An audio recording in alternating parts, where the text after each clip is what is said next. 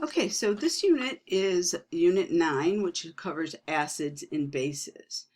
And what I'm going to do in this unit is I'll have the PowerPoint, and then I'm going to separate the PowerPoint and the in-class exercises. So I'll go through the things in the PowerPoint first, and then I'll have a separate video that will go through me working out the in-class exercises.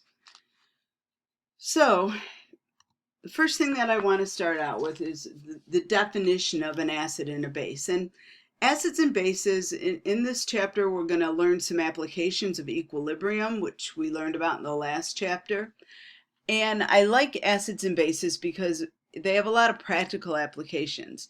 Many things that you deal with in your everyday life are either an acid or a base. So there are two primary definitions. The first one is called the Arrhenius definition.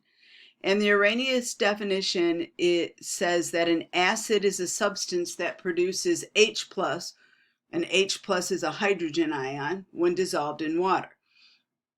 And a base is a substance that produces OH-, and OH- is the hydroxide ion, when dissolved in water.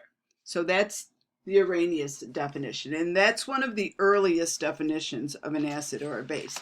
And it was kind of a limiting definition because, well, you'll see why, especially when it comes to bases, because it considers only things that have OH- to be bases.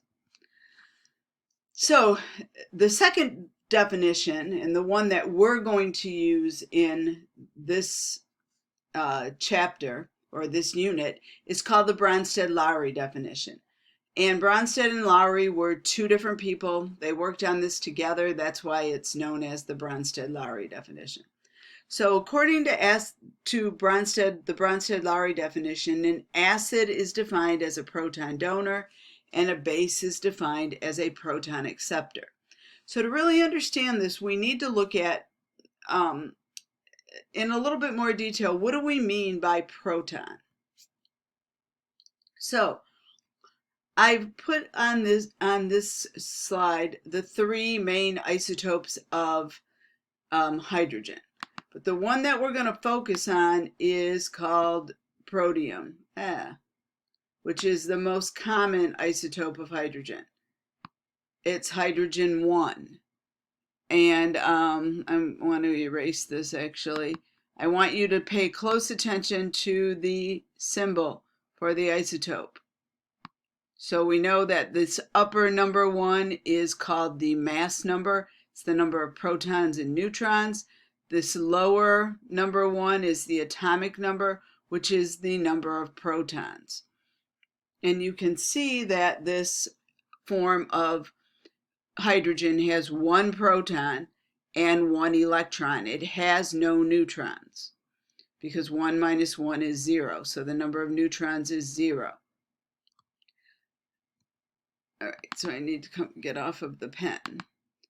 All right, so it doesn't want to click. There we go. So hydrogen 1, like I said, is the most common isotope of hydrogen. And hydrogen 1 will lose its electron to become H+.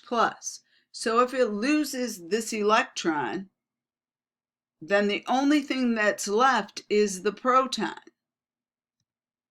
Okay, so only the proton is left when it loses the electron. So because an H+ then is only a proton, the terms H+ and proton are synonymous. So when we go back to this definition in the last page and we say an acid is a proton donor, we really mean it's an H+ donor. And a base is a proton or an H+ acceptor. So I just wanted to be clear as to what we meant by proton. So we're going to start out with acids. And again, an acid is defined as a proton donor. So let's look at a common acid. And the acid is HCl. Okay, so there's HCl. It can donate, when you dissolve HCl in water, it it's produced as a gas, when you dissolve it in water, it's going to donate a proton to water. So here's HCl written out in the Lewis dot structure. So HCl is going to give up this H and it's going to donate it to this water molecule. And then, so then on this side, what's going to be formed? Cl minus and H3O plus. So it forms H3O plus and Cl minus. Now, H3O plus is known as the hydronium ion. And that's an ion that's on your polyatomic ions chart. So we can also write this in another way. You could say HCl, when it dissolves in water, splits up into H plus and Cl minus ions, and then the H plus will react with the water and produce H3O plus. And this should be a lowercase 3. Corrected that, so H3O plus is the hydronium ion. Now, HCl only has one H. So HCl, since it only has one H, it's called a monoprotic acid. H2SO4 has two H's, two acidic hydrogens. It's called a diprotic acid. H3PO4 has three H's, or three protons. It's called a triprotic, or sometimes more than two. We call that a polyprotic acid. Now, when we went over naming compounds back in, I think it was unit 4, when we went over writing and naming compounds, either unit 3 or 4, we did not learn how to name acids. So we're going to learn that now.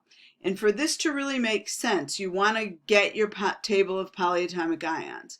So if you don't have it in a place that's close by where you can grab it right now, then you want to pause the video for a minute, go get your table of polyatomic ions, and come back, because you will need those to name acids.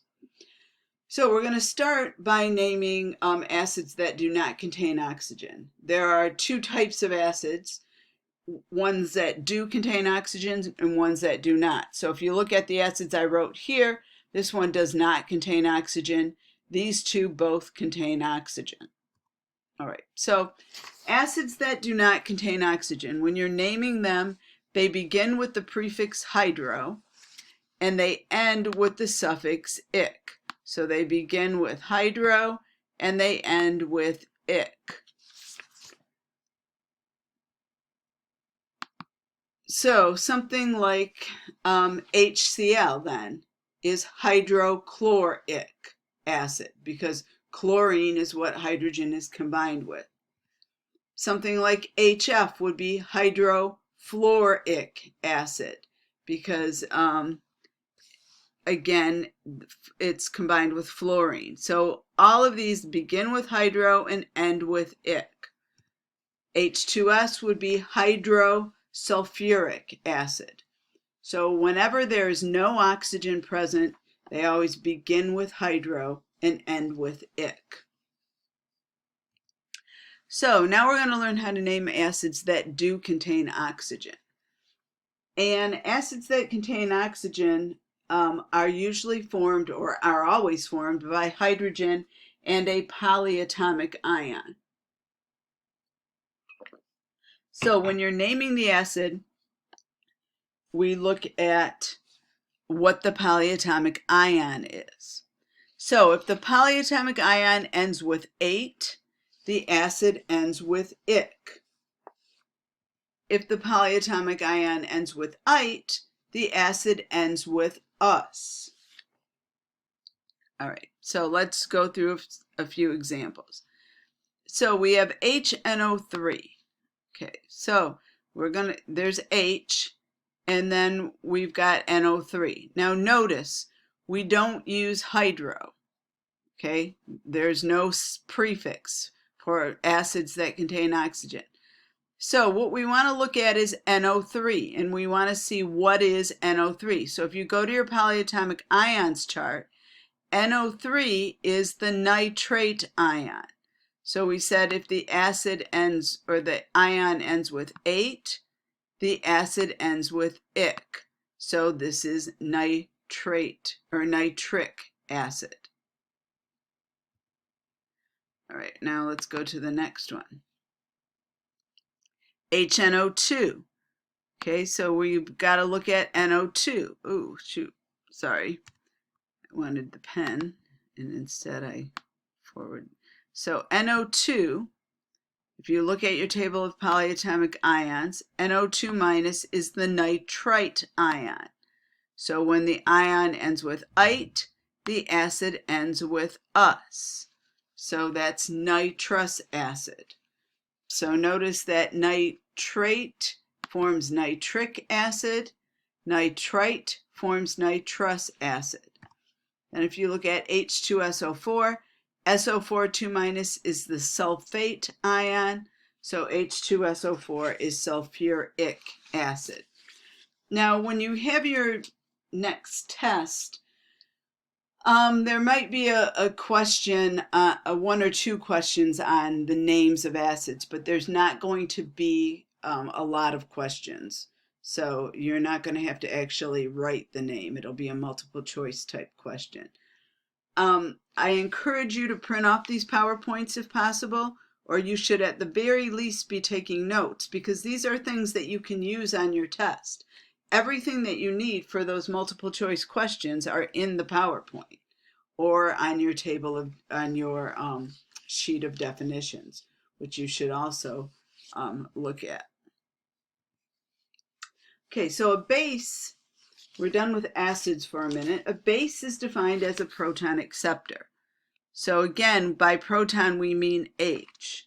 So a base is a proton acceptor. So you have NH3, which is ammonia, and water. When ammonia is dissolved in water, water is going to donate its proton to ammonia, and ammonia is going to accept that proton and form NH4+. And then what's going to be left? OH-. So that's what a base is. There are no special rules for naming bases. We'll talk about bases more in a little bit. Okay, so now I want to talk about the strength of acids and bases. And it's important to remember when we're talking about strength, that strength and concentration are not the same thing. You should have a pretty good idea of what concentration is. By concentration, we mean molarity. So you can have a strong or a concentrated strong acid, or you can have a dilute strong acid. You can have a concentrated weak acid, or you can have a dilute weak acid. So strength does not depend on concentration. Strength depends on dissociation, and that is the ability for the acid or base to split up into ions. And this is something that we've talked about a lot, starting in the chapter when we first went over ionic equations. We said that when substances are dissolved in water, they usually split up into ions if they're an ionic compound. So a strong acid is something like HCl. So when HCl dissolves in water, HCl splits up into H+ ions and Cl- ions. If you were to write an equilibrium constant or an equilibrium expression for this, the equilibrium expression K, which is the same as the one that you learned in the last unit, this little A right here just means acid. So it's products, concentrations of products over reactants. So it's the concentration of H+ over the times the concentration of Cl- over the concentration of HCl. And if you were to put numbers in, you would find that this Ka is infinitely large. So we said when the K value is greater than 1, the reaction favors the product, meaning that at equilibrium, most of HCl is present as H plus and Cl minus. So another way of saying that is that HCl completely dissociates. And that is the definition of a strong acid. It's an acid that completely dissociates when dissolved in water. Now, there are only a couple of strong acids that you really should know about, and I'm going to write them down right now. Okay, so the common strong acids that you would encounter would be HCl hydrochloric, HNO3 nitric, and H2SO4 sulfuric. There are only about maybe 5 or 6 strong acids. There just aren't a lot of acids that are strong. So these 3 would be the most common, and we've used all of them in lab. Oops. All right. A weak acid is an acid that does not dissociate completely. So this is a weak acid, CH3COOH. Now, CH3COO minus is the acetate ion. So CH3COOH is acetic acid because acetate ends with H, so the acid ends with ic. So this is acetic acid. Acetic acid is the active ingredient of vinegar, and this is the acid that we'll use in our acid-base titration lab. So acetic acid is going to lose this hydrogen, and it's going to it's one of the only acids where you'll see the hydrogen written at the end, but it's going to dissociate into H plus and COO minus. Now, you could write a Ka expression for this acid, which I should have written, and I'm going to put that in right now. Okay, so I've written the equilibrium expression. So Ka is equal to the, again, it's products over reactants. It's going to be equal to the concentration of H plus times the concentration of CH3COO minus divided by the concentration of the acid. And when you calculate this, you'll see that the equilibrium is only the equilibrium constant is only 1.8 times 10 to the negative fifth. That's a really, really small number. It's 0.000018. And so what that means is that at equilibrium, the number on the bottom, this number right here, must have been bigger than these two numbers, because we know that when K is less than 1, the reaction favors the reactants. And so at equilibrium, most of the acid is found in this form. So we say that very little of this acid dissociates. And so the lower the Ka, the weaker the acid. The bigger the Ka, the stronger the acid. So acetic acid is considered a weak acid. Compare that to, again, hydrochloric, where the Ka is infinitely large because it's a strong acid. Okay, so this is also posted on Canvas, and if you look, this is a table of acid and base ionization constants, or Ka and Kb values. These are equilibrium constants for acids and bases.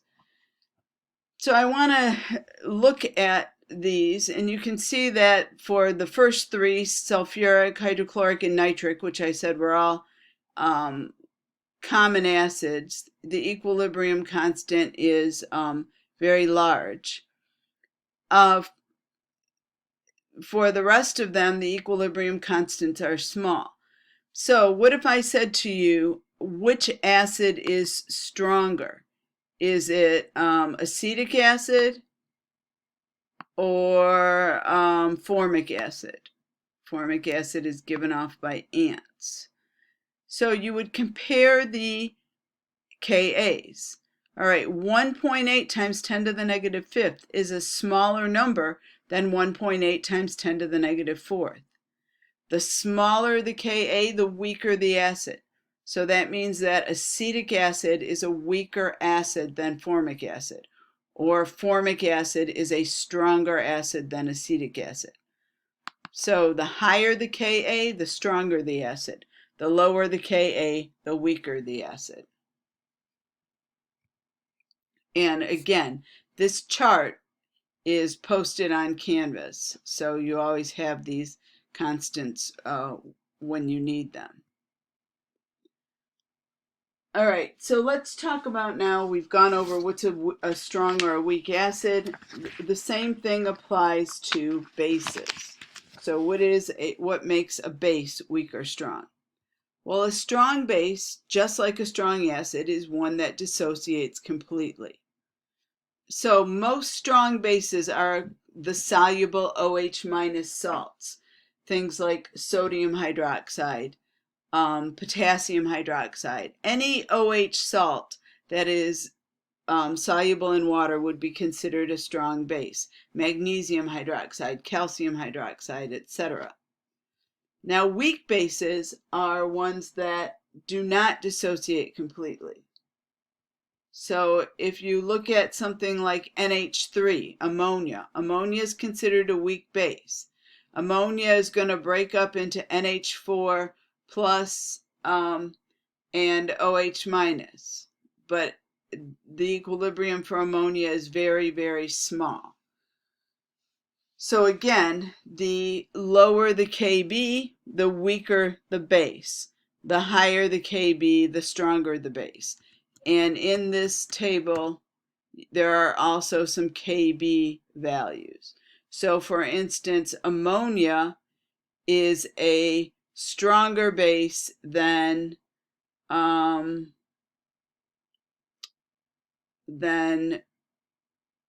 fluoride ion, which is a weaker base because Kb is lower. All right, so you can compare the Kb values just like you can compare the Ka values. All right, the next thing I just want to briefly mention are something called conjugate acid-base pairs. And I want to mention this because later on when we talk about buffers, you're going to need to know what we mean by a conjugate base. All right, so a conjugate base is the substance that's formed by the loss of a proton from an acid. So when the acid loses its proton, it's whatever is left. A conjugate acid is the substance formed by adding a proton to a base. All right, so let's look at in-class exercise number 1. So we want to know, we're going to go through some things, and we want to know what is the conjugate acid. So the first one is NO3. So the conjugate acid is what you get when you add an H to a base. So when we add the H to NO3, we are going to get HNO3. So HNO3 is the conjugate acid of NO3 minus. Okay, for the next one, HSO4 minus. What do you get when you add another hydrogen to HSO4 minus? Well, you get H2SO4. So again, what's the difference between these two? You've added one more H. So this is the base, this is the conjugate acid. This would be considered the base, this would be considered the conjugate acid. Now the next one wants to know what is the conjugate base, and the first one they ask us about is HF. So the conjugate base is whatever you have left after you take away the sorry, I didn't want to show yet. What do you have left when you take away the H? So let's take away the H, and what do we have left? We have the F left. So the conjugate base of HF is F minus. And we're taking away a positive. We're taking away an H plus. So that's why it gets a negative. When you add an H plus, that's why the negative goes away. So C2H3O2, if you remove the H right here, you're going to be left with C2H3O2 minus. Okay, so that's pretty straightforward. The conjugate acid is what you get when the base gains a proton or an H. The conjugate base is what you get when the acid loses a proton. So that was in class exercise number 1. Now the next thing I want to do is look at some conjugate acid-base pairs, and we're going to look at 2 reactions that we've already looked at. The first one is the reaction for ammonia. So we know that ammonia is a weak base. Now, whenever you have a base in a reaction, you have to have an acid. You can't have one without the other. So in your reactants, you always are going to have the acid in the base, and in the products, you're going to have the conjugate acid in the conjugate base. So NH3 is the base. It's the proton acceptor. The conjugate acid of NH3 is what it becomes when it gains a proton. So it becomes NH4 plus. Okay, so now let's look at what our acid is. Our acid here is water. Water is going to be the proton donor. It's getting rid of a proton. Oops. Didn't mean to erase. So water is going to be our proton donor. So we'll circle this proton. It's going to donate this proton to NH3. And then what's left when it donates the proton? The OH minus is left. All right, so acids and bases always occur in pairs. On the next one, you can see we have HCl, which is an acid. We already looked at this reaction, just like we had already looked at the previous one. So what does the acid become when it donates its proton? It becomes Cl minus. That's the conjugate base. In this case, the HCl is donating its H to water. When water gains a proton, it becomes H3O plus, or the hydronium ion. So that is the conjugate acid. Okay, the next thing that we're going to talk about is we're going to be getting into pH. But before we get to pH, to really understand what pH is, we need to look at water again. And we've looked at water a lot in class because water is an important substance to us. It's a molecule that we cannot live without, and it has a lot of unique properties. So we are going to look at something called the autoionization of water. And again, water is a unique substance. It's a substance that's amphoteric. And amphoteric means that water can act as either an acid or a base. So let's look at this reaction right here. Now notice that this H is highlighted because this water molecule is going to act as an acid, and it's going to donate its H to this water molecule. Okay, so when this after this water molecule donates it, what's left? What's left is OH minus. So you can see that over here. This water molecule gets an H, so it becomes H3O plus. And again, here's the highlighted H. So you can see that it came from this water molecule. So in this case, water is an acid and a base, and it forms, this is the conjugate base, this is the conjugate acid. Now it should make sense that you can't have one without the other. So you can't get an OH minus without getting an H3O plus. And this reaction is referred to as the autoionization of water. Now notice this is an equilibrium. There's a double arrow right there. And whenever we see a double arrow, that means equilibrium. So in the next slide, we're going to look at the equilibrium of water. All right, so what I've done here is written out the equation again. And so we've got one water molecule plus another water molecule in equilibrium with H3O plus and OH minus. So if we wanted to write an equilibrium expression, it's products over reactants. Now, notice that this is it for the equilibrium expression of water. This is the equilibrium expression of water. There is no denominator. Why is there no denominator? All right, look at this reaction and think about it.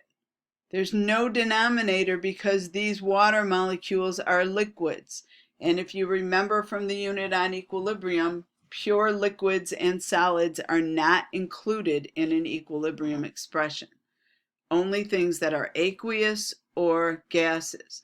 So the H3O plus and the OH minus are both aqueous. Now in pure water, hold on, I need to add something. Okay, in pure water, the concentration of H3O plus is equal to the concentration of OH minus. Now again, that should make sense because for every H3O plus, you also get an OH minus. You can't have the formation of one without the formation of the other. And the concentration is 1 times 10 to the negative 7th.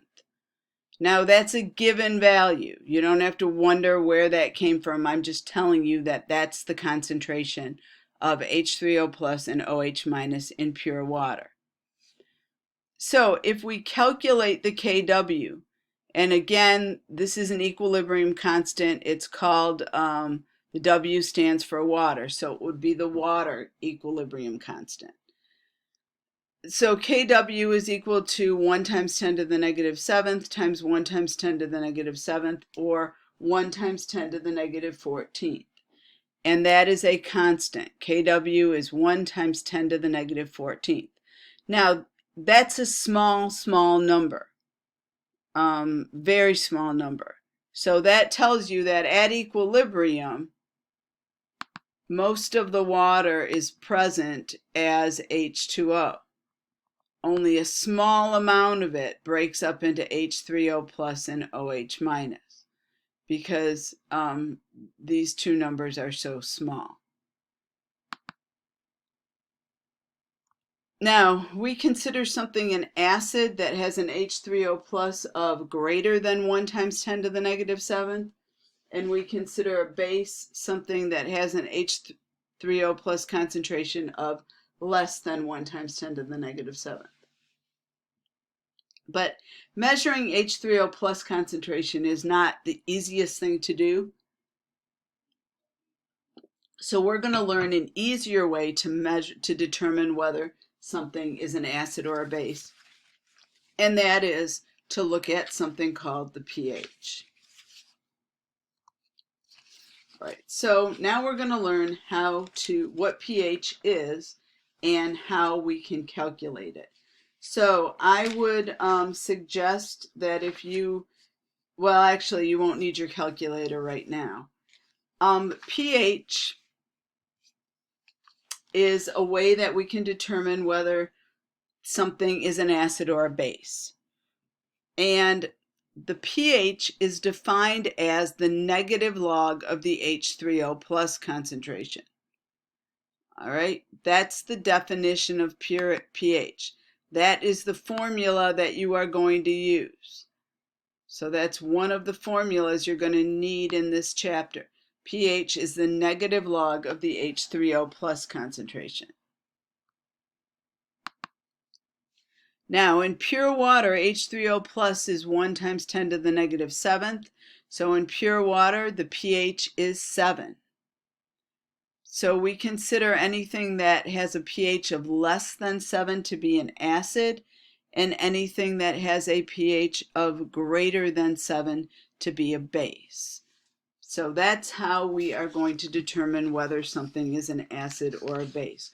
We're going to calculate the pH of the substance. And we're not going to do any problems in the PowerPoint. The problems I'm going to do in a separate video when I can actually write them out. Okay, there are some important equations though that you need to write down, because these are the equations that you're going to need to do some of your quiz problems. So you need to know that pH is the negative log of the H3O plus. POH, OH is the hydroxide ion, is the negative log of OH minus. And you need to know that the pH plus the POH is equal to 14. Okay, those are three important equations. We're going to learn actually 4 equations in this chapter, but these are 3 of them. And you want to have those handy when you're doing your pH, your acid-base quiz. Okay, so what I've done in this chart is just looked at some common substances so you can see whether they're acid or base. So pure water has a pH of 7. It's considered to be neutral. So something with a pH of 7 is neutral. So anything with a pH below 7 is an acid. Anything with a pH of above 7 is a base. So urine has a pH of about 6. Black coffee, a pH of about 5. Tomatoes, pH of 4. Orange juice, pH of 3. Other citruses like tomato, or not tomatoes, lemons, limes, those would also have a pH. They contain citric acid. Vinegar, acetic acid, has a pH of 2. Your stomach actually has cells that secrete hydrochloric acid, and your stomach acid has a pH of 1. It's very acidic. Battery acid is concentrated sulfuric, and that has a pH of about 0. So a lot of foods are acidic. If you look at the other end of the scale, seawater has a pH of 8. That's because it has a lot of dissolved minerals in it that give it a higher pH. Baking soda, a pH of about 9. An antacid tablet, pH of about 10 because it needs to neutralize that stomach acid. Ammonia, pH of about 11. Some detergents and soaps, a pH of 12. Bleach, a pH of 13. And then drain cleaner, which is really just sodium hydroxide, has a pH of 14. Oops.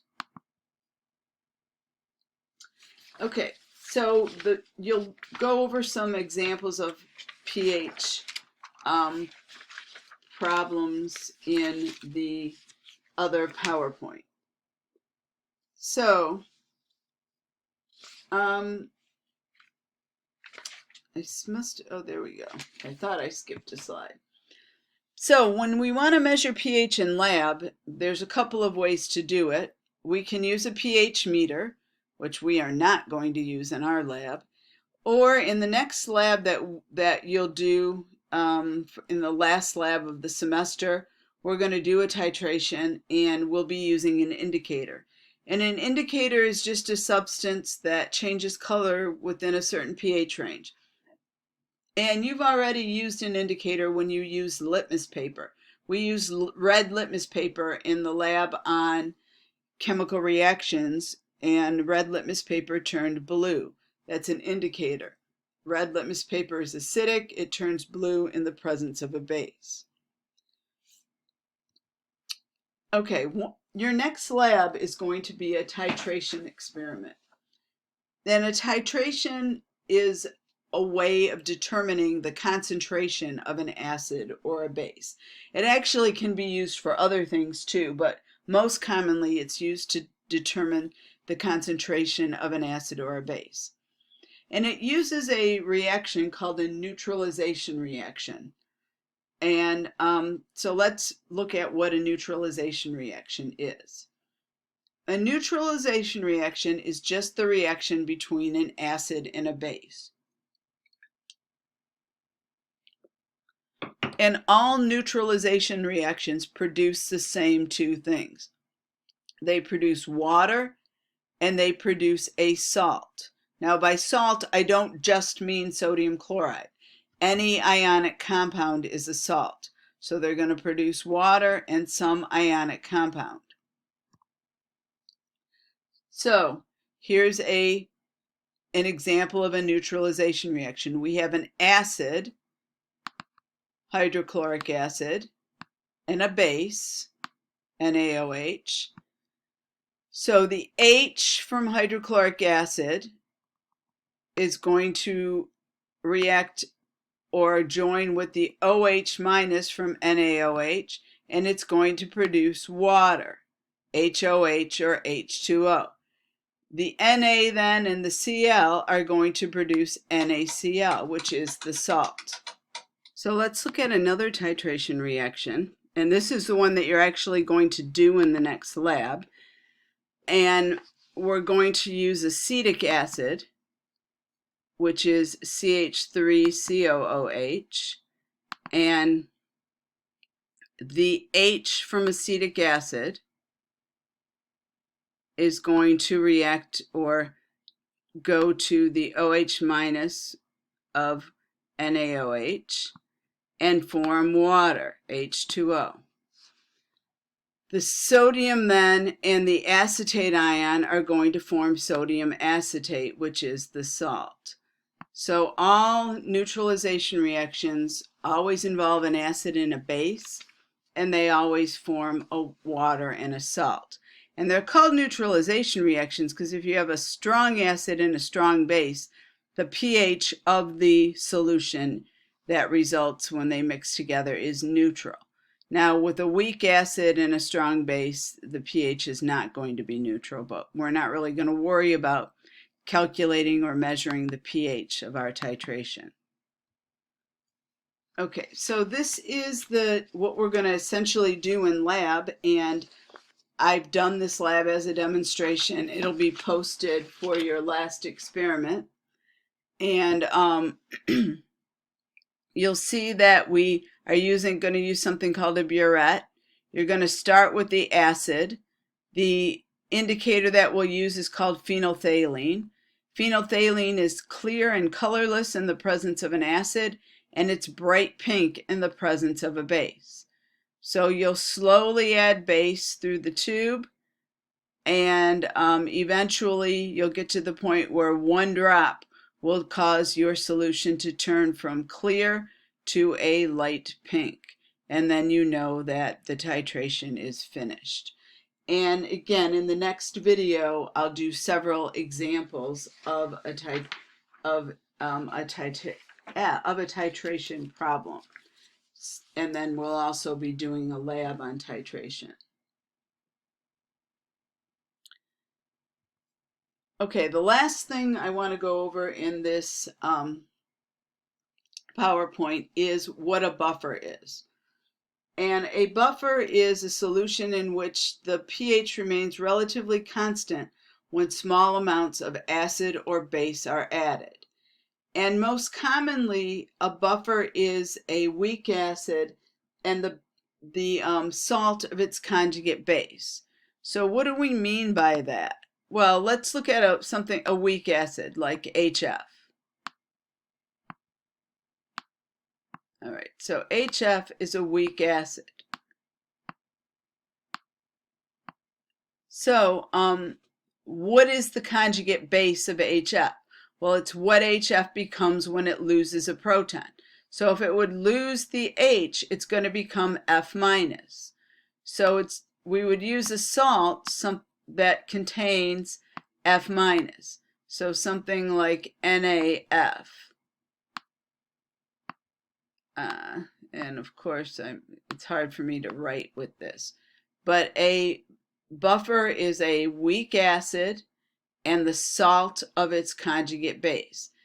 and it resists changes in pH. There are a lot of common buffers. So for instance, your blood contains buffers. Your body is one big set of chemical reactions. And some of those chemical reactions produce byproducts that are acidic. And we don't want to increase the acidity of our blood. So your blood contains buffers that reduce or that resist a change in pH. And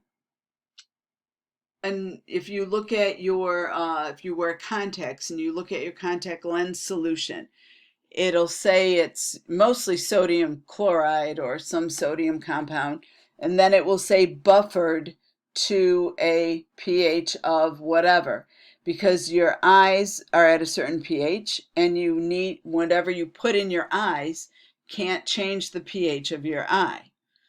Many medications are acidic, and we already said that your stomach contains acid. And so if you take a medicine that's very acidic, it's going to increase the acidity of your stomach, and that can cause heartburn or stomach upset. So many medications are buffered. For instance, aspirin is salicylic acid, and aspirin is buffered. So buffered aspirin was known as bufferin, and that's how bufferin got its name. It was just buffered aspirin. Many medications are buffered so that they don't increase the pH of your stomach too much. All right, so we're going to learn how to find the pH of a buffer solution. Again, I will do some examples in the next video where I can actually write things out a little bit easier. But the equation that we use to find the pH of a buffer is called the Henderson-Hasselbalch equation. And again, Henderson and Hasselbalch were two different people who worked on this together. So the pH is equal to pKa plus the log of A minus over HA. So we're going to go through what each of these things mean. So pH, you know, is the negative log of H plus. pKa is the negative log of the Ka. Okay, so you just get the Ka, and it's the negative log of that. A minus is the concentration of the salt. Again, a buffer is formed by a weak acid and the salt of its conjugate base.